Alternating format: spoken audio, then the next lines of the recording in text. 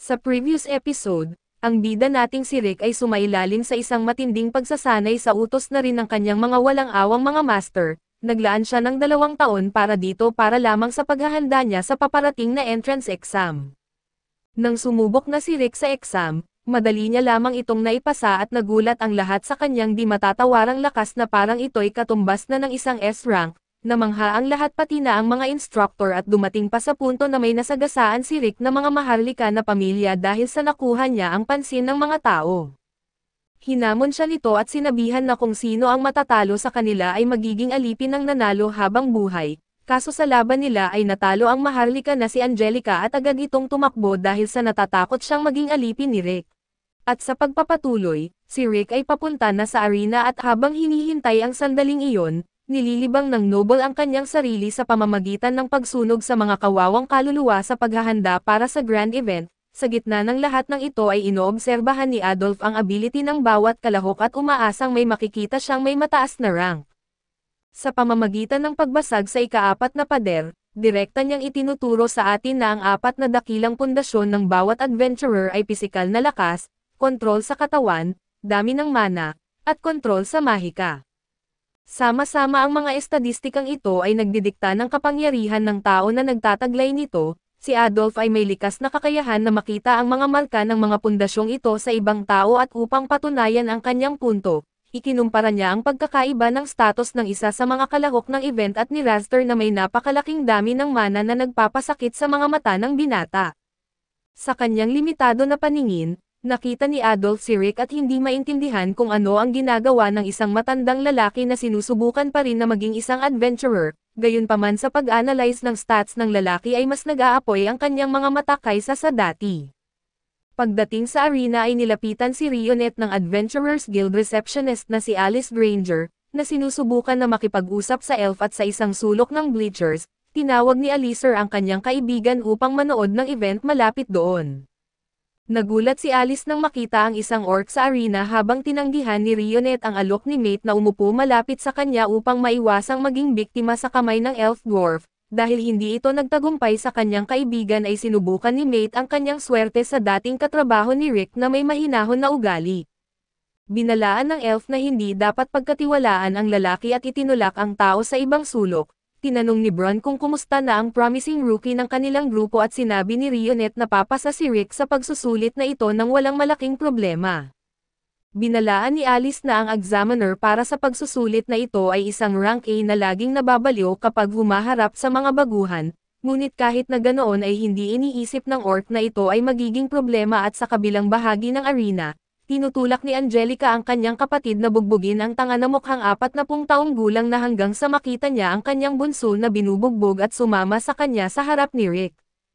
Binanggit ni Raster na siya'y nagulat na nakatakas si Rick sa kanyang mga gwardya, ngunit expected na niya ito dahil sa marami mula sa gwardya niya na iyon ang mahina tulad ni Rick at ngayon ay haharapin na niya ang creme de la creme ng kaharian ng Philem, ang self-proclaimed genius na si Raster Damo.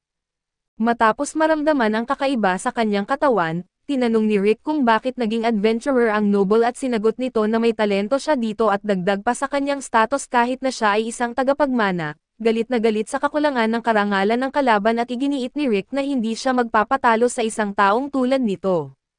Nagbabala si Raster na ang mga salita ay isang cheap na pamamaraan. Pinatunayan niya ang kanyang punto sa pamamagitan ng paggamit ng unang nature composite magic at ito ang ice shot, na nagpapatalsik ng yelong sibat malapit sa mukha ng ating bida.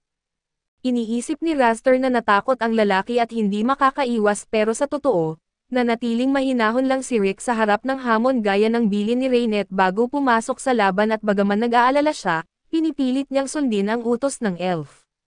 Sa kabilang banda, dahil hindi tumugon si Rick ay iginiit ng Noble na gagawin niya ang kanyang gusto sa paligid at sumisigaw ang kanyang mga kapatid para tapusin na niya ang lalaki. Kaya't ginamit ni Raster ang third nature composite magic at ito ang illuminated flame. Nagulat si Rick na hindi ginamit ng kalaban ang anumang incantation para sa ganitong antas ng spell, sa kabila ng ingay ng mga apoy ay nanatiling hindi gumagalaw si Rick at nagkomento si Bron na napakaliit ng epekto ng atake, hindi man lang ito maituturing na isang seryosong pagsalakay laban sa kanyang estudyante. Nang makita si Alice na nag-aalala ay tinanong ni Bron kung alam ba niya ang 4 na pundasyon at tama niyang pinangalanan ang mga ito.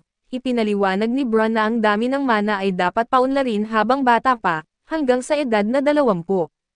Dahil nagsimula si Rick sa buhay na ito sa edad na 30, ang tanging maaasahan niya ay ang kanyang sariling katawan at dahil dito ay nag-apply ang orc ng specific training kay Rick, nilagyan siya ng bigat habang naglalakad para lumakas ang pisikal na katawan niya upang mabawi ang kakulangan sa mana. Samantala ay nag-conjure si Raster ng The Cutting Hurricane ng 4th Nature Composite Magic. Itinapon ito kay Rick at ipinaliwanag ni Bron na tinuruan niya si Rick na paunlarin ang kanyang katawan mula sa simula habang si Missy ang responsable sa pagtuturo ng magical control. Sinabi niya na minsan ay naglalaro lamang siya ng magic games kasama si Rick. Sa wakas ay sinanay ni Rionet ang control ng katawan ng estudyante at sa pamamagitan ng kanyang dedikasyon sa mga aktibidad na ipinraktis niya gamit ang Orichalcum Fist, naabot ni Rick ang antas ng isang S-rank na tulad ng iba pang miyembro ng organisasyon. Sa sandaling iyon, inilunsad ni Raster ang Shockburn gamit pa rin ang 4th Nature at napansin ni Rionet na hindi pa rin napagtanto ni Rick ang antas na naabot niya dahil siniguro ni Bruan na manatiling mababa ang tingin ng estudyante sa sarili, tulad ng araw na hindi niya mabasag ang bato at sinabi ng orc na kahit isang rank F ay kayang gawin ito. Sa gitna ng mga pagsalakay ni Raster ay patuloy niyang ginamit ang kanyang sorcery laban kay Rick nang may kasamaan. Hinahamak ang isang third-rate na kalaban na nagtangkang harapin ang isang maharlika at sa sobrang galit, nagbitaw si Raster ng napakaraming spells na ang alikabok mula sa mga pagsabog ay pumuno sa arena. Inamin niya na nag-overboard siya pero wala itong epekto kay Rick na muling lumitaw na walang malaking pinsala, na lalo pang kinagalit ng examiner at dahil dito ay tinaas ni Raster ang antas ng hamon sa pamamagitan ng paggamit ng physical fortification, na nagpapalakas sa kanyang lakas at bilis. Sa muli ay pinatalsik ni Rick ang kalaban na parang isang insekto at naisip na nauunawaan niya ang punto ni Rionet tungkol sa self-control at perseverance. Dahil nag-focus lamang si Raster sa kanyang innate talent ay napapabayaan niya ang sariling pagunlad, na nagresulta sa pagiging tanga sa kabila ng malaking dami ng mana. Sa pagkaunawang ito ay idineklara ng baguhan na hindi siya matatalo sa laban na ito kahit hindi ka nais-nais ang sitwasyon. Patuloy na naniwala si Raster na nakalusot lang ang kandidato dahil sa swerte, kaya nagsimula siyang mag-cast ng kanyang unang enchantment spell habang hinihimok siya ng kanyang mga kapatid sa stands. Ginamit ni Raster ang 3rd Composite Nature spell at ito ang Flame Elimination, na nagbitaw ng malawak na layer ng apoy sa kanyang kalaban na madali namang naharangan ni Rick. Sa pagkakataong ito ay hindi maitago ni Raster ang kanyang pagkagulat. Ipinaliwanag ni Missy na ginamit ni Rick ang kanyang mahika ng may mataas na antas ng katumpakan upang harangin ang atake, dahil ang pagkakaroon ng mababang mana ay hindi nangangahulugang hindi ka makakabawi gamit ang mahusay na self-control. Sa kabila ng kanyang yabang ay inakusahan ni Raster ang kalaban ng pagiging mayabang, sinasabing tsamba lamang ang lahat ng pagharang niya at patuloy na tiwala sa kanyang kalamangan. Napilitan si Raster na gamitin ang kanyang iron body upang matiis ang suntok ni Rick at sa takot na mamatay ng maaga. Galit na nagkomento si Angelica na natatalo ang kanyang kapatid sa isang lalaki na hindi pa nga gumagamit ng anumang pisikal na enhancement. Sa parehong oras ay sa wakas ay inamin ni Raster na mas malakas ang taong ito kaysa sa isang rank E, ngunit iginiit na swerte lamang ang mga pag-atake ni Rick. Pagod na sa kayabangan ng Noble, binigyang diin ni Rick ang hirap na kailangang tiisin ng isang tao upang hindi kilalanin ang lakas ng kalaban, lalo na't hindi siya gumamit ng anumang mahika sa laban kundi kontrol sa katawan. Patuloy na nagdududa si Raster at tinanong kung paano naging malakas ang taong ito sa loob lamang ng 2 taon, lalo na't matanda na siya at sa pagkarinig nito mula sa isang spoiled na bata na laging may kaya pagdating sa pagkakataon sa buhay, ay personal na na-offend si Rick. Tinaguyod niya ang pagsasanay kung saan siya'y bilanggo sa loob ng pugad ng dragon, hanggang sa mamatay ang nilalang at lumangoy sa monster capture fluid hanggang siya'y malunod. Tinanong ni Alice kung ano ang kwentong ito at kinumpirma ni Bruan na hindi lamang nalunod ang lalaki kundi namatay pa ng ilang beses.